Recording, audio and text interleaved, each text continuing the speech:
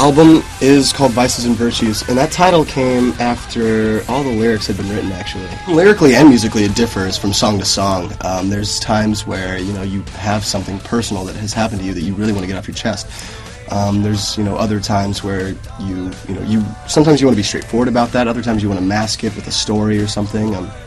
So it differs song to song, but ultimately it's all personal. We worked so hard on this record, and we had been through so much in the last 2 years, even with the split and everything happening, that we had a lot to talk about. So, yeah, it was nice figuring that out.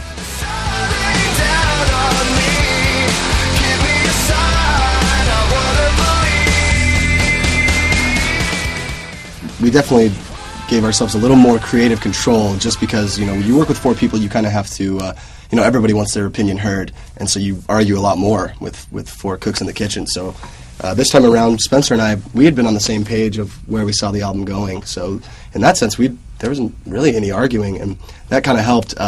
But we also, at the same time, had to be more definitive with our ideas and say, no, I do want this. This is where it should go, and this is where this should go. I think at the end of touring on our last album, which was a couple years ago, we had individually been working on music, and that wasn't really going in the same direction.